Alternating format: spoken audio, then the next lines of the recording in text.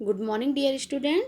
आज हम पढ़ेंगे क्लास 7 सब्जेक्ट संस्कृत चैप्टर 7 पापा खो गए। इसको किसने लिखा है? विजय तेंदुलकर। ओके। एक इसमें रहता है बिजली का खंभा, पात्र है, ठीक ना, जो पात्र बने हैं। तो बिजली का खंभा, पेड़, लेटर बॉक्स, कौवा, नाचने वाली लड़की और आदमी। ओके। अब मैं इसके बारे में थोड़ा सा मैं आपको समझा दूँ इस चैप्टर में है क्या। मतलब यहाँ पर जो नाटक प्रस्तुत किया गया है, नाटक के पात्र जो हैं खंभा, पेड़, लेटर बॉक्स, कौवा, लड़की और आदमी हैं, जो एक लड़की को उसके पापा तक पहुँचाने का प्रयास करते हैं। जो नाटक में विचित्र पात्र हैं, ठीक है ना। मतलब नाटक की जो घटनाएं हैं एक सड़क पर घटती है। रात में बिजली का खंभा और पेड़ अपने जीवन के बारे में बातें करते हैं। खंभे को रात दिन खड़े रहने की परेशानी है, पेड़ को भी। वे सर्दी, गर्मी, बरसात सदा खड़े ही रहते हैं। उन्हें आंधी तूफान झेलना पड़ता है। तभी लेटर बॉक्स लाल ताऊ भी उनकी बातचीत में शामिल हो जाता है। वह कुछ पत्र निकालकर पढ़ने लगता है। खंभा और पेड़ समझाते हैं कि किसी का पत्र पढ़ना अच्छा नहीं, जिसे लिखा गया हो उसे ही पढ़ना चाहिए। तभी एक गुंडा बदमाश आदमी आता है। यह एक छोटी प्यारी लड़की को उठाकर लाया है। अगले दिन किसी को बेच देगा। लड़की को उसने थोड़ी सी बेहोशी की दवा दी है, उसे भूख लगी है। ये पेड़ की आड़ में लड़की को लिटाकर भोजन की तलाश में चला जाता है। ओके, तो इस तरह इसकी स्टोरी है। अंत में सब लोग मिलके इस समस्या को दूर करते हैं। उस लड़की को उसके पापा के नाम तक पहुंचाने की कोशिश करते हैं। सड़क, रात का समय, समुद्र के सामने फुटपाथ, वहीं पर एक बिजली का खंभा, एक पेड़, एक लेटर बॉक्स, दूसरी ओर धीमे प्रकाश में एक सिनेमा का पोस्टर। पोस्टर पर नाचने की भंगिमा में एक औरत, मतलब एक औरत उसमें बनी हुई रहती है तस्वीर में। ओके। आकृति, समुद्र में से सनसनाती हवा का बहाव। जब समुद्र की हवा जब चलती तो आवाज़ आती है ना हवा की। दूर कहीं कुत्तों के भौंकने की आवाज़। अब खंभा, मैं चैप्टर पढ़ रही हूँ। ओके। जम्हाई को रोकते हुए, राम राम रात हो गई। पेड़ बोलता है, आज की रातें कैसी है, जल्दी बीतने में ही नहीं आती। खंभा बोलता है, दिन तो कैसे न कैसे हड़बड़ी में बीत जाता है। पेड़, लेकिन रात तो बड़ी बोरियत होती है।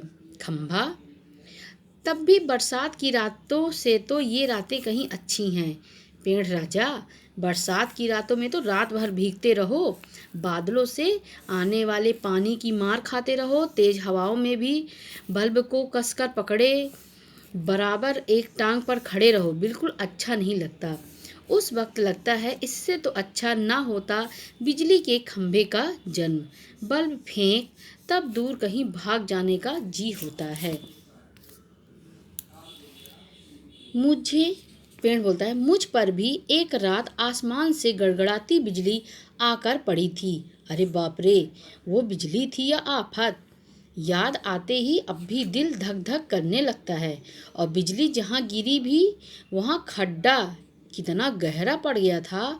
खंभे महाराज, अब जब कभी बारिश होती है तो मुझे उस रात की याद हो आती है, मतलब याद आ जाती है। अंग थर थर काँपने लगता है।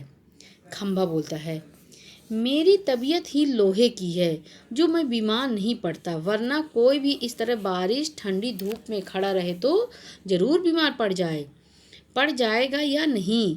कितने दिन बीत गए, कितनी रातें, लेकिन मैं बराबर इसी तरह खड़ा रहता हूँ। लंबी ठंडी सांस छोड़कर हे चुंगी कि यह नौकरी भी कोई नौकरी है।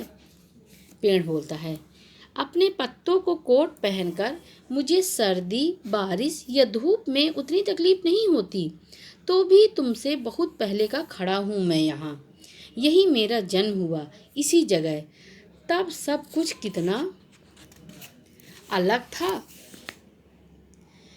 यहाँ वहाँ के वे सब ऊंचे ऊंचे घर नहीं थे। तब यह सड़क भी नहीं थी। वह सिनेमा का बड़ा पोस्टर और उसमें नाचने वाली औरत भी तब नहीं थी, सिर्फ सामने का यह समुद्र था। बहुत अकेलापन महसूस होता था। तुम्हें जब यहाँ लाकर खड़ा किया गया तो सोचा चलो कोई साथी तो मिला, इतना ही सही, लेकिन वो भी कहाँ। तुम शुरू शुरू में मुझसे बोलने को ही तैयार नहीं थे। मैंने बहुत बार कोशिश की, पर तुम्हारी अकड़ जहाँ थी वहीं कायम। बाद में मैंने भी सोच लिया, इसकी नाक इतनी ऊंची है तो रहने दो। मैंने भी कभी आवाज़ नहीं लगाई। हाँ, अपना ही स्वभाव जरा ऐसा ही है। खम्बा बोलता है, और एक दिन जब आंधी पानी में मैं बिल्कुल तुम्हारे ऊपर ही आ पड़ा। पेड़, बाप रे, कैसा था वो आंधी पानी का तूफान। आ बाबा। खम्बा, तुम खड़े थे इसलिए मैं कुछ संभल गया। हाँ, तुमने मुझे ऊपर का ऊपर झेल लिया। वह अच्छा हुआ, चाहे तुम खुद काफ़ी जख्मी हो गए। बाद में मेरा गुरूर भी झड़ गया और अपनी दोस्ती हो गई। पेड़ बोलता, हवा आज भी बहुत है। दोनों चुप। हवा की आवाज़, कुत्ते का भौंकना, पोस्टर पर बनी नाचने वाली औरत टेढ़ी हो जाती है, उसके घुंघरू बजते हैं, वह फिर पहले की तरह स्थिर हो जाती है। लेटर बॉक्स किसी दोहे का एक चरण गुनगुनाता है और रुक जाता है। कौवा पेड़ के पीछे से झांक कर, कौवा काव, कौन है जो रात के वक्त इतनी मीठी आवाज़ें लगाकर मेरी नींद खराब करता है। जरा भर चैन नहीं इन्हें। लेटर बॉक्स, मीठी आवाज में नहीं गाए तो क्या इस कौवे जैसी कर्कश काँव काँव करें। कहता है जरा भी चैन नहीं। पेट में हाथ डालकर एक पत्र निकालता है, धीरे से जीभ को लगाकर खोलता है, उसमें से कागज निकालकर रोशनी में पढ़ने लगता है। ये किसकी चिट्ठी आकर पड़ी है। हेडमास्टर, ठीक है। क्या कहता है। श्रीमान श्रीयुत गोविंद राव जी, आपका लड़का परीक्षित पढ़ाई में काफ़ी कमज़ोर है। क्लास में उसका ध्यान पढ़ाई में बिल्कुल नहीं रहता। इसकी बजाय उसे क्लास से गायब रहकर बंटे खेलना ज़्यादा अच्छा लगता है। आप एक बार खुद आकर मुझसे मिलिए। परीक्षित के पापा हेडमास्टर से मिल भी लेंगे तो क्या हो जाएगा। स्कूल में बच्चे पढ़े नहीं, क्लास से गायब रहकर बंटे खेलते रहे। इसका क्या मतलब। फीस के पैसे क्या फोकट में आते हैं। सभी पापा लोग ऑफिस में इतना काम करते हैं, तब कहीं जाकर पैसे मिलते हैं। उन्हें ये बच्चे फोकट के समझे।